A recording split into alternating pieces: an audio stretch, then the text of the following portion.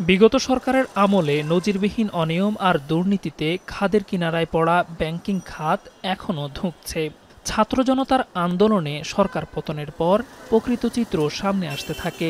চলতি বছরের মার্চ মাস শেষে 1,10,000 কোটি টাকার বেশি মূলধন ঘাটতিতে পড়েছে দেশের 23টি ব্যাংক।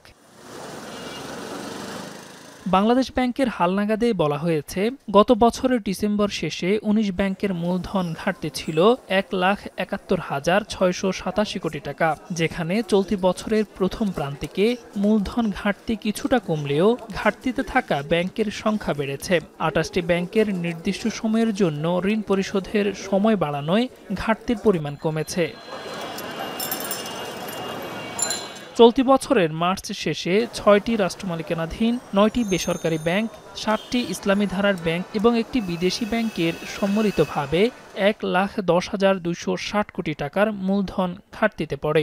গত মার্চ শেষে খেলাপি ঋণ বেড়ে 4,20,334 কোটি টাকা ছাড়িয়েছে। ডেফারেল সুবিধা নেয়ার পরও খেলাপির প্রভাবেই 23টি ব্যাংক মূলধন ঘাটতিতে রয়েছে, যার মধ্যে ডেফারেল সুবিধা পেয়েও অগ্রণী ব্যাংকের ঘাটতি বেড়ে হয়েছে 5,822 কোটি টাকা। Deferral system is a bad system.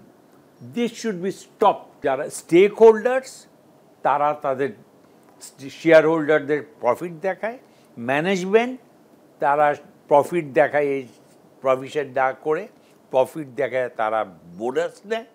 এগুলো তো সব নিয়ে বাইরে কোনো জায়গাটা নাই। একটি ব্যাংকের মূলধন ও তার ঝুঁকিভিত্তিক সম্পদের অনুপাত CRAR, যেখানে ঝুঁকির মাত্রা অনুযায়ী সম্পদের হিসাব নির্ধারণ হয়। মার্চ শেষে ব্যাংক খাতে CRAR দাঁড়িয়েছে 6.74%, যেখানে আন্তর্জাতিক মানদণ্ডে এই হার 10%-এর উপরে থাকা উচিত।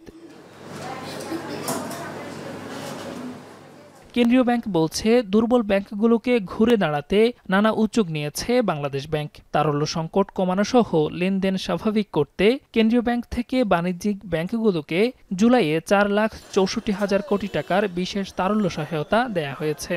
আমরা তো বেশ কয়েকটা ব্যাংকের অ্যাসেট কোয়ালিটি রিভিউ করেছি। সবচেয়ে দুর্বল অবস্থায় যে ব্যাংকগুলো ছিল তাদের মধ্যে থেকে ব্যাংকগুলোর কীভাবে সংস্কার করা যায়, সেটা মার্জার হতে পারে, অন্য কিছু হতে পারে বা কি হতে পারে, সবকিছু আগে থেকে। বিশেষজ্ঞদের মত, ব্যাংক খাতের ঢেকে রাখা ক্ষত প্রকাশ পেতে শুরু করেছে। কিছু অব্যবস্থাপনার কারণে একটা চ্যালেঞ্জের মধ্যে দিয়ে যাচ্ছে। তো এখন ব্যাংকের যেটা এখানে সুশাসন ফিরিয়ে আনার আসলে কোনো বিকল্প নেই। অপরাধেই যেন একটা নীতি হয়ে গেছে। আর এর থেকে আমাদের মোটিভেশন দরকার, আর দিয়ে দিলে সিরিয়াসলি এখানে মনিটর সুপারভাইজ করা, এবং যারা মনিটর সুপারভাইজ করবে এটা দিয়ে বাস্তবায়ন ঠিকমতো না করে তাহলে যথাযথ শাস্তির ব্যবস্থা করা।